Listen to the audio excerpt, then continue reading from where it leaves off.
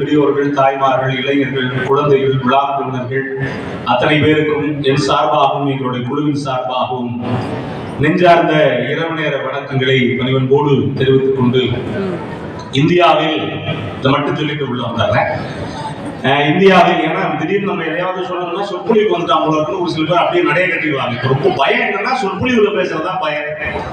அதனால நான் சொற்பொழிவு ஆற்றலை அப்படிங்கிறத உங்கள்கிட்ட சொல்லிட்டு ஏன்னா எனக்கு தெரிந்து இந்தியாவில் தமிழகத்தில் மட்டுமல்ல இந்தியாவிலேயே ஒரு வீரம் விளைந்த மண் என்று சொன்னால் முதலாக சிவகங்கையை சொல்லலாம்.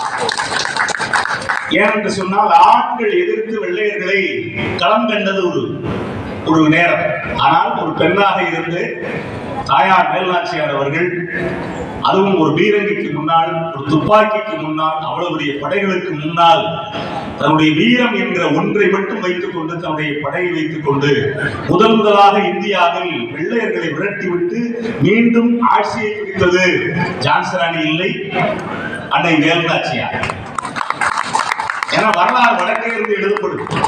அதனால வடக்கே இருந்து எழுதுறதுனால வடக்கே உள்ளவங்கலாம் அறிவாளிகள், வடக்கே உள்ளவங்கலாம் வீரம் செலுத்தவங்க காலங்காலமா எழுதுறாங்க. அது இல்ல, வரலாறு இனிமேல் மாற்றி எழுத வேண்டும். ஏன்னா காலம் தாயார் வேலுநாச்சியாருக்கு அடுத்துதான் ஜான்சி ராணி லட்சுமிபாய் வர்றாங்க. அந்த வகையில் வெள்ளையர்களை விரட்டிவிட்டு இந்த வீரம் விளைந்த மண்ணான இந்த மண்ணில் இந்த தசரா விழாவில் எங்களை அழைத்திருக்கக்கூடிய உங்கள் அத்தனை பேருக்கும் அது உண்மையிலேயே நான் சிவகங்கைக்கு பலமுறை வந்திருக்கிறேன். ஆனா அரண்மனைக்கு வளாகத்துக்குள்ள கால் வச்ச போது ஒரு சிலிர்ப்பு ஏற்படுச்சு. காரணம் என்ன அப்படின்னா இந்த மண் தான் வெள்ளையர்களை முதலாக எதிர்த்தது. இந்த மண் தான் இன்றைக்கும் யோசிக்காமல் சண்டை என்று சொன்னால் அடுத்தவர்கள் எதிரிகள் என்று சொன்னால் இன்றைக்கும் பயப்படாமல் இருக்கக்கூடிய மண் இந்த மண் என்ற வகையில் உண்மையிலேயே இந்த மண்ணை மீண்டும் வணங்கி எங்களுடைய பட்டிமன்றத்தை துவங்குகின்றோம். இதுக்கு முன்னாடி ஒரு அழகான நடனம் நடந்துச்சு. நாங்க வரும்போது சிவனும் பார்வதியும் தாண்டவம் ஆடிக்கிட்டு இருந்தார். ஒரு நல்ல நிகழ்வு. அவங்க பிள்ளைங்க எல்லாம் அதுக்கு எனக்கு என்ன மகிழ்ச்சி அப்படின்னா அதுக்கு பிறகு பல பேர் அந்த பாப்பாங்களோட போட்டோ எடுத்துக்கிட்டு இருந்தாங்க. நாளைக்கு எடுக்க முடியாது, அவங்களோட நாளைக்கு எடுக்கலாம். ஆனா இந்த மாதிரி சிவனா பார்வதியா எடுத்துக்கிட்டு இருக்க முடியாது. ஒரு பக்கம் பார்த்தா இது நவராத்திரி, சிவனுக்கு ஒரு ராத்திரி, அம்மனுக்கு நவராத்திரி. சிவனுக்கு ஒரு ராத்திரி, சிவராத்திரி ஒரே நாள் தான். ஆனா அம்மனுக்கு நவராத்திரி 9 நாள். அப்படின்னா என்ன அர்த்தம் அப்படின்னா இந்த மாதிரி நம்ம வச்சுக்கலாம். ஆண்கள் ஒரு வார்த்தை பேசினா பெண்கள் 9 வார்த்தை பேசுவாங்க. இப்படியே வச்சுக்கலாம். ஆண்கள் ஒரு விஷயத்த ஒரு தடவை யோசிச்சதான் அப்படின்னு முடிவு பண்ணிக்கலாம், அப்படி கூட விட்டுருவாங்க. ஆனா பெண்கள் ஒரு விஷயத்துக்கு 9 தடவை யோசிப்பாங்க. யோசிச்சுட்டு அதை முடிகிற வரைக்கும் விட மாட்டாங்க. இப்படின்னு வச்சுக்கலாம். ஆண்களை பொறுத்த வரைக்கும் ஒரு நாள் போதும் எல்லாத்துக்குமே. ஆனா பெண்கள் அப்படி கிடையாது. பெண்களுடைய அந்த மனசு ஆழம் இருக்குல்ல, அதனாலதான் நம்ம பக்கத்து ஊரை சேர்ந்த இங்க இருந்து கீழே போக முடியா, ஆமா கீழே போக முடிய சேர்ந்த ஐயா புலமை புத்தன் ஒரு பாட்டு எழுதியிருப்பாரு. ஆமா ஒரு புலமை சாரி நம்ம ஐயா முத்துலிங்கம் ஐயா பாட்டு எழுதியிருக்க. 2 பேருக்கு நமக்கு பெரிய குழப்பமே உண்டு. முத்துலிங்கம் ஒரு பாட்டு எழுதியிருப்பார். தண்ணீல கோலம் போடு, ஆடி காத்தில் தீபம் ஏற்று, ஆகாயத்தில் கோட்டகட்டு, அந்தரத்தில் தோட்டம் போடு, ஆண்டவனை கூட்டி வந்து அவன் அங்கே காவல் போடு, அத்தனையும் நடக்கும் ஐயா, ஆசை வச்சா கிடைக்கும் ஐயா, ஆனா கிடைக்காது நீ ஆசை வைக்குமாறு, அவள் நெஞ்சம் யாவும் மஞ்சமே, ஆறுவது ஆழமில்லை, அது சேரும் கடல் ஆழமில்லை, ஆடுவது ஐயா அந்த பொம்பள மனசுதாயா, ஆடுவது ஐயா அந்த பொம்பள மனசுதாயா, அடியம் ஆடி அதனால பார்த்ததாரு, அடியாம் தாடி அதை பார்த்த நேரத்தூரு நீ அப்படின்னு ஒரு தசரா விழா. தசரா விழா அப்படிங்கிறது என்ன அப்படின்னா மகிஷாசுரனை வதம் செய்வதற்காக 3 தேவிகள் 3 பேரும் விரதம் இருந்து மகிஷாசுரிய மர்தினியாக 9வது நாள் அந்த மகிஷனை வதம் செஞ்ச நாள். அது வந்து 10வது நாள் தசரா. தசம் தான் 10, நவம்னா 9. அந்த விழாவை உண்மையிலேயே சிறப்பாக கொண்டாடிட்டு இருக்காங்க. இதுல ஒரு அழகான தலைப்பு ஒண்ணு இல்ல, ஒரு மனிதனுக்கு நிறைவான மகிழ்ச்சி அப்படிங்கிறது திருமணத்துக்கு முன்பா அல்லது திருமணத்துக்கு பின்பா அப்படின்னு ஒரு அழகான தலைப்பு. இந்த முன்னாடி இந்த பேப்பரை மடிச்சுக்கிட்டு இருக்கு 3 பேரும் பார்த்தாலே தெரியும், கல்யாணத்துக்கு முன்னாடி சந்தோஷமா இருக்கமா, கல்யாணத்துக்கு பின்னாடி சந்தோஷமா இருக்கமா அப்படின்னு. ஏன்னா சந்தோஷம் ஒண்ணு இல்ல, பார்க்கும்போது இந்த சின்ன பசங்களை பார்க்கும்போது தெரியும். ஒண்ணு இல்ல சார், செல்போன் பேசுறத வச்சு அவனுக்கு கல்யாணம் ஆயிடுச்சா ஆகலையான்னு ரொம்ப ஈஸியா கண்டுபிடிச்சிடும். இன்னும் சொல்ல போனா வண்டி ஓட்டுறத வச்சு அவனுக்கு கல்யாணம் ஆயிடுச்சா ஆகலையா அப்படின்னு ஈஸியா கண்டுபிடிச்சிக்கலாம். வண்டி ஓட்டுறாங்கல்ல, ஓட்டுறப்ப அந்த இளவயசு பையன் ஓட்டுவான், உட்கார்ந்து இருக்க அந்த பொம்பளை புள்ள அந்த அம்மாவோ ஒரு பக்கம் கால் போட்டு உட்கார்ந்து இருந்துச்சு அப்படின்னா கணவனோட போகுது அப்படின்னு அர்த்தம், கல்யாணம் ஆயிடுச்சுன்னு அர்த்தம். இதே 2 பக்கம் கால் போட்டு உட்கார்ந்து இருந்துச்சுன்னா கல்யாணம் ஆகல, வேற ஏதோ ஓடிட்டு இருக்கு அப்படின்னு அர்த்தம். அதே மாதிரி அங்க உட்கார்ந்து இருக்க அம்மா இவருங்க தொட்டும் தொடாமையும் வெட்கப்பட்டு வீட்டுக்காரர் தான், ஆனா தோல்ல ஒத்த விரல 2 விரல தொடர மாதிரி இருந்துச்சுன்னா கல்யாணம் ஆயிடுச்சு அப்படின்னு அர்த்தம். இல்லன்னா அந்த 2 கையை இறுக்கி புறம்போக்கு நிலத்தை பிடிச்சி வளைச்சது மாதிரி இறுக்கி போயிருச்சு அப்படின்னா கல்யாணம் ஆகல, ஏதோ ஓடிக்கிட்டு இருக்கு அப்படின்னு அர்த்தம். இந்த வண்டி மெதுவா தான் போகும். ஆனா அந்த கல்யாணம் ஆகாத 2 ஆள் போற வண்டி நீங்க கவனிச்சு பாத்தீங்கன்னா தெரியும், அவர் ஓட்டுற பையன் ஹெல்மெட் போட்டிருப்பாரு, இந்த பின்னாடி உட்கார்ந்து இருக்க பாப்பா அந்த சுடிதார் பாத்தீங்களா, சுடிதார் ஷால வந்து இந்த போஸ்ட்மார்ட்டம் பண்ண பாடிக்கு சுத்துற மாதிரி சுத்தி இருக்கும். சுத்திக்கிட்டு அந்த வண்டி போற வேகத்தை பாக்கணுமே, எந்த சொந்தக்காரங்களை பார்த்தாலும் 2 பேருக்கு விறுவிறுன்னு ஏறும். ஆனா இவங்க 2 பேரையும் இவனும் கண்டுபிடிக்க முடியாது, ஏன்னா 2 பேரும் நிலவு போற மாதிரியே போயிட்டு இருக்கும். யாராவது சொந்தக்காரங்களை பார்த்தா அந்த வண்டி இந்த பக்கம் திரும்ப இந்த பக்கம் திரும்ப இந்த பக்கம் போகும் இந்த பக்கம் போகும். அது எங்க போனாலும் அந்த வண்டி கரெக்டா வர இடத்துக்கு. எங்க ஊர்ல அந்த திடீர்னு 2 பேருக்கு ஹெல்மெட் போடணும்னு அரசாங்கம் அறிவிச்சாங்கல்ல, அறிவிச்ச உடனே என்ன பண்ணாங்கன்னா ஒருத்தன் இந்த ஸ்ப்ளெண்டர் வண்டி இருக்குல்ல ப்ளூ கலர்ல இருக்கும், அந்த வண்டியை ஓட்டிட்டு வர்றான். அவன் கருப்பு கலர் பேண்ட் வெள்ளை கலர் சட்டை, அவர் மனைவி வந்து ப்ளூ கலர்ல வந்து சேலை கட்டியிருக்காங்க. 2 பேரும் ஹெல்மெட் போட்டிருக்காங்க. கரெக்டா பெட்ரோல் பங்க் வந்து அந்த பெண்கள் ஒரு சில பேர் அநியாயத்துக்கு விரும்புவாங்க, ஹோட்டலுக்கு சாப்பிட வேணா இன்னும் வரமாட்டேன்னு வாசல்லே இருப்பாங்க. அதே மாதிரி பெட்ரோல் பங்க் இந்த அம்மா குதிச்சு ரோட்ல இறங்கிடுச்சு, ஹெல்மெட்டோட கரெக்டா தெரியாம இருக்கு. இவன் என்ன பண்ணா இந்த ஆள் போய் பெட்ரோல் போடுறான், பெட்ரோல் போட்டா அதே மாதிரி டிட்டோவா இன்னொரு ஜோடி வருது, அதே ஸ்ப்ளெண்டர் பைக்கு, அதே மாதிரி கருப்பு பேண்ட் வெள்ளை சட்டை, அந்த அம்மாவும் ப்ளூ கலர்ல சேல, 2 பேருமே ஹெல்மெட் போட்டிருக்காங்க. அந்த அம்மாவும் வெக்கப்பட்டு குளிச்சாங்க நிக்குது. இன்னும் அந்த முதல் ஆள் பெட்ரோல் போட்டாங்க போட்டு அப்படி வெளியில வர்றான், வெளியில வந்தா நம்ம வீட்டுக்காரர் தான் போல இருக்குன்னு பட்டுன்னு வண்டியில மாத்தி ஏறிடுச்சு. வண்டியில மாத்தி ஏறினா இவனும் சொல்லல, இந்த அம்மாவும் கேட்கல. வண்டி 15 கிலோமீட்டர் போகுது. 15 கிலோமீட்டர் போன பிறகு லைட்டா அந்த அம்மா சொல்லுது, என்ன ரூட் மாறி போகுது அப்படின்னு. அது ஹெல்மெட்டோட அவர் இருந்தாலும் சொன்னா உனக்கு குரல் மாறி இருக்கு அப்படின்னா. திரும்பி பார்த்தா 2 பேரும் வேற வேற ஜோடி கூப்பிட்டு சொல்றாரு, சத்தம் போடாத அப்படின்னு. ஏன் நானே 15 பசியோட வந்துட்டு இருக்கேன், ஏன்னா எனக்கு பரோட்டா வாங்கி கொடுத்துட்டு அப்புறமா என்னை வீட்டுல கொண்டு விடு அப்படின்னு. ஏன்னா இப்ப ரொம்ப வேகமா வாழ்க்கையில ஓடிக்கிட்டே இருக்கும். ஆனா இந்த பிள்ளைகளை பாருங்களேன், அவங்க சந்தோஷத்துக்கு ஈடு இதே கிடையாது. இது என்ன, இந்த முதல்ல பாப்பா தானே நீ, சரி சரி சரி சரி சந்தேகமா பாப்பாவா பையனா அப்படின்னு இருக்கட. இந்த ஆடை மாற்றம் ரொம்ப பெரிய விஷயங்க. இந்த பிள்ளைங்களுக்கு என்ன அப்படின்னா, இந்த காலகட்டத்துல இந்த ஜாலியை வேற யாருமே அனுபவிக்க முடியாது. இப்பெல்லாம் இப்ப அனுபவிக்கிறாங்க. ஆனா ஒரு 3 வருஷத்துக்கு முன்னாடி இந்த கொரோனா காலகட்டம், இந்த கொரோனா காலகட்டத்துல பிள்ளைங்க ஜாலியா இருந்தது மாதிரி உலகத்துல யாருமே இல்லை. பெண்களுக்கு தான் பெரிய தலைவலி. ஊர்ல இருந்து எல்லாம் வர வடிச்சு குட்டி பெண்கள் மாதிரி தான் பெரும்பாடு. ஆனா பிள்ளைங்க எல்லாம் ஜாலி. அவங்களை கூப்பிட்டு கேட்டாங்க, எத்தனாவது வகுப்புல படிக்கிறேன் அப்படின்னா 7ஆம் வகுப்பு உண்மையிலே நான் படிக்கிறேன். இது 8ஆம் வகுப்பு போன வருஷம் வந்து, ஏன்னா இந்த 3 வருஷமா படிக்கிறோம் போல இப்படியே சொல்லிடலாம். இந்த இதுல பாத்தீங்கன்னா ஒரு மலையாளத்துல ஒரு குறும்படம் வந்துச்சு, எத்தனை பேர் பாத்தீங்கன்னு தெரியல. ஒரு அண்ணக்காரன் என்ன பண்ணுவான், அந்த பொண்ணு ஒரு 8ஆவது படிக்கிற பொண்ணு, அவன் கொஞ்சம் பெரியாரு, வண்டியில தங்கச்சியை கூட்டி கொண்டு வச்சுட்டு கொஞ்சம் நில்லு அந்த பக்கம் போயிட்டு வரேன்ட்டு வண்டியை விட்டு போவான். திரும்ப வந்து பார்ப்பான், தங்கச்சியை காணும். தங்கச்சியை காணும் தெரிச்சு வச்சு அங்கே தேடுவான். தேடுனா ஒரு பெரிய கட்டடம், நம்ம அரண்மனை மாதிரியே இருக்கு அப்படி ஒரு கட்டடம். பார்த்த உடனே அந்த பொண்ணு வெடிக்க பார்த்துக்கிட்டு இருக்கு. போய் கண்டுபிடிச்சிருவான். பார்த்த உடனே அந்த பொண்ணு, இந்த ரொம்ப நேரமா உன்னை தேடிக்கிட்டு இருக்கேன், உன்னை ஆள காணும், எங்கம்மா போனேன் அப்படின்னு சொல்லுவான். இந்த கட்டணத்தை அந்த புள்ள மறைச்சு பார்த்தான். ஏமா அப்படி பாக்குற அப்படின்னு கேட்பான். அதுக்கு அந்த பொண்ணு சொல்லுவான், ஏதோ போன ஜென்மத்துல பார்த்தது மாதிரியே இருக்குன்னா அப்படின்னு. அதுக்கு இவங்க சொல்லுவான், பூதேவி இது நீ படிக்கிற பள்ளிக்கூடம். ஏன் இவன் மூணு வருஷமா போனதுதான் ஒரு பெரிய கனவே வந்துருச்சு. அப்படியெல்லாம் இருந்துச்சு. நான் பிள்ளைங்களுக்கான சந்தோஷமே தனிதாங்க. இப்ப இந்த கல்யாணத்துக்கு முன்னாடி ஒரு மனுஷன் சந்தோஷமா இருக்கானா, இல்ல கல்யாணத்துக்கு பின்னாடி தான் மனுஷன் சந்தோஷமா இருக்கானா அப்படின்னு பேசுறதுக்காக ஒரு 6 பெருமக்கள் வருகை வந்திருக்காங்க. நான் எப்பவும் ஒரு என்னுடைய குழு அப்படின்னா ஒரு 3 இசைக்கருவியோட பண்ணுவேன். இந்த ஐயாவுடைய அன்புக்காக வர்றது. ஏன்னா ஒரு உண்மையை நான் பார்த்தேன், அது ஒரு அதிகாரியா இருந்து இவ்வளவு இனிமையானவங்க இருக்குங்கிறது ரொம்ப ரொம்ப குறைவு. அப்படிப்பட்ட அவர் ஒரு பக்கம் நடுவரா பண்ணிக்கிட்டு இருக்காரு.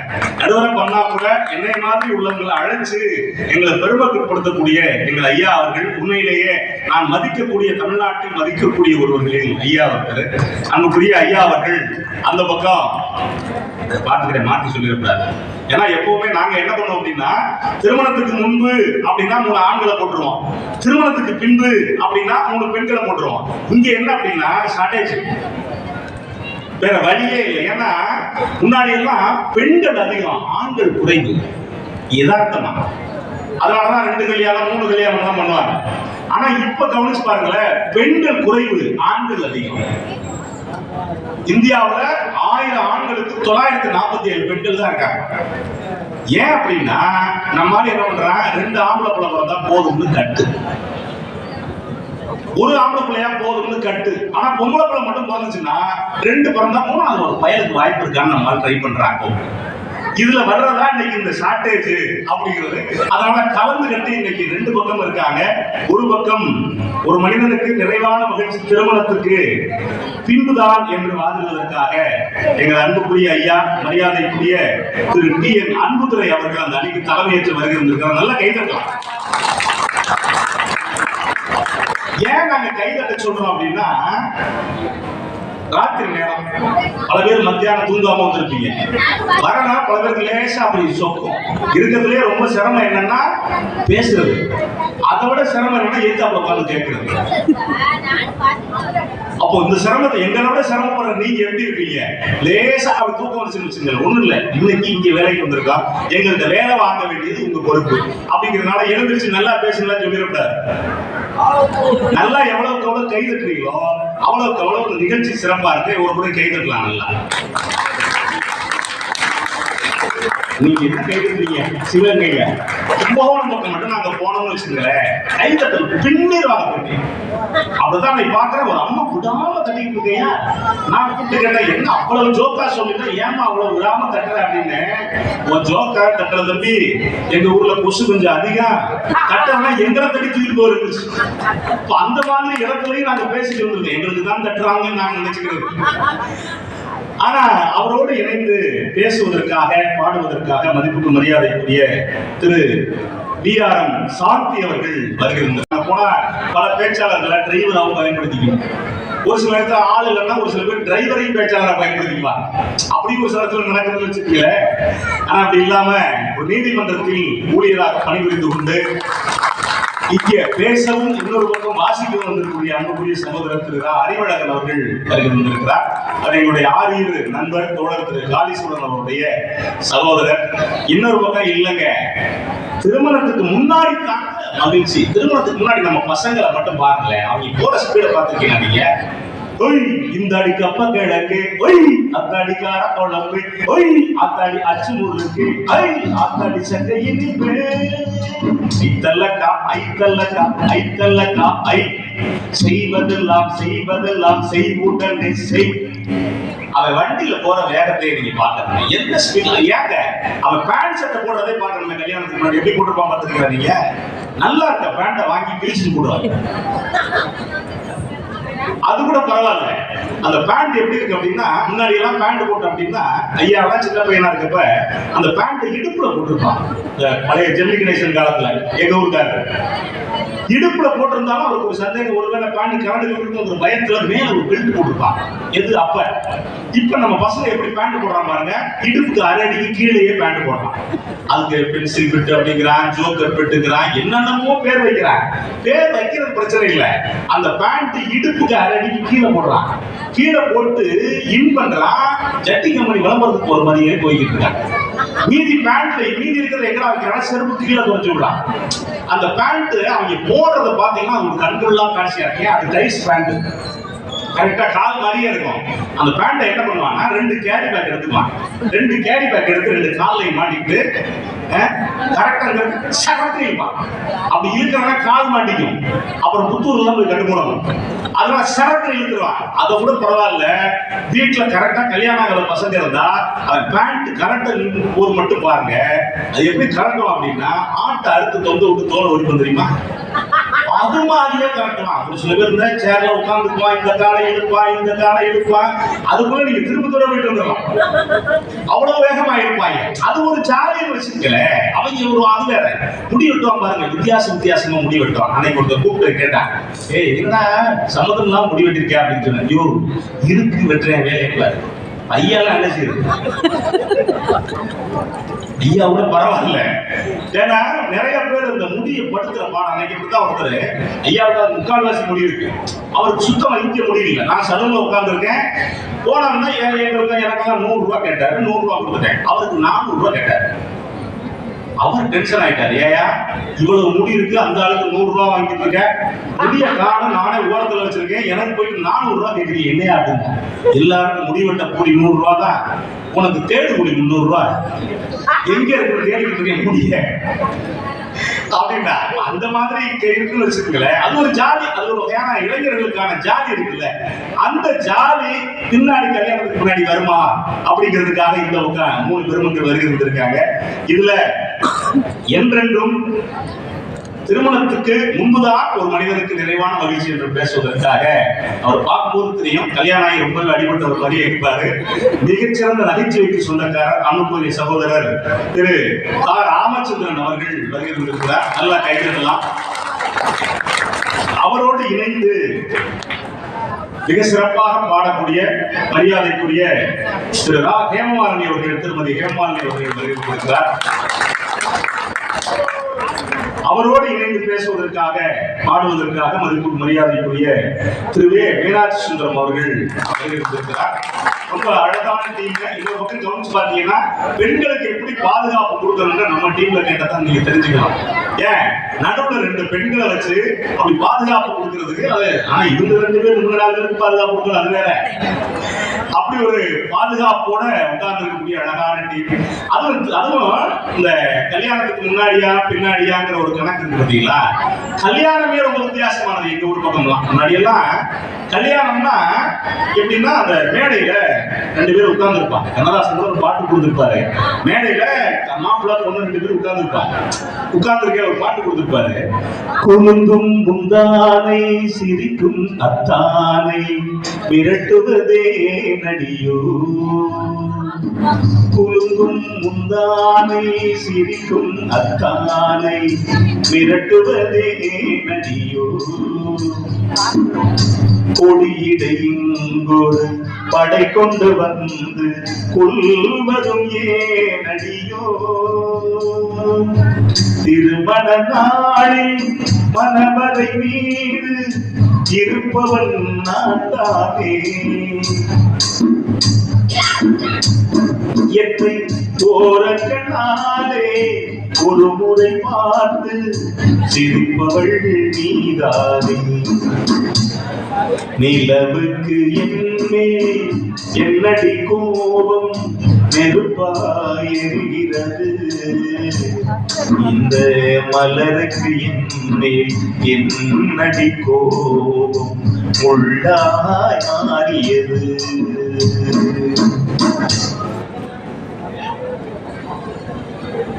அது உங்களுக்கு தனி முடிச்ச இந்த கல்யாணத்தப்ப ஒரு 30 வருஷத்துக்கு முன்னாடி ஐயாலாம் அவங்களுக்கு எல்லாம் கல்யாணம் ஆகிறப்ப அந்த காலகட்டத்தில் சொல்றேன் எப்படி இருக்குன்னா, பொண்ணு மனமேடையில் தலையை குந்திட்டு இருப்பாங்க. மாப்பிள்ளை இருக்கிற சொந்த பந்தங்கள்லாம் மச்சான் வா, மேடைக்கு வா, மாமா வா, இங்கேவான்னு சொல்லிக்கிட்டு இருப்பாங்க. பொண்ணு வெக்கப்பட்டு தலையை புரிஞ்சுக்கிட்டு இருப்பாங்க. மாப்பிள்ளை ஏதாவது பேச முயற்சி பண்ணுவான். இவன் போய் மீதி 100 வருஷம் அங்கதான் பேச போறான். இருந்தாலும் அந்த மனமேடையில பேசுற பேச்சு பத்திலாம் அப்ப கேட்பான். 1000 பேர் இருந்தா உட்காந்துருப்பாங்க. என்னை பிடிச்சிருக்கா முதல்ல பிடிக்கிறவன் என்ன எழுந்திரிச்சா ஓட போறேன். எப்ப மனமேடையில வச்சு இது சும்மா இருக்கேன் அப்படின்னா நான் சும்மா தான் இருக்கேன் பிடிச்சிருக்கான்னு சொல்லுங்க அப்படின்னா அது கொஞ்சம் விவரமான வச்சு பிடிக்கலாம் என்ன கிளம்பி போக போறியா அப்படின்னு கேட்கும். இருந்தாலும் பரவாயில்ல வெக்கப்பட்டு உட்கார்ந்து இருப்பாங்க. அப்ப நீங்க இப்ப நல்லா கவனிச்சு பாருங்க. பொண்ணு மேடையில உட்கார்ந்த உடனே பாத்தீங்கன்னா அப்படி போருக்கு போற மாதிரியே உட்கார்ந்து இருக்கு. அக்கா இவா மாமா இவா எல்லாரையும் கூப்பிட்டு இருக்கு பொண்ணு. மாப்பிள்ளை கிளி பிடிச்ச மாதிரி பயந்து உட்கார்ந்துருக்கேன்.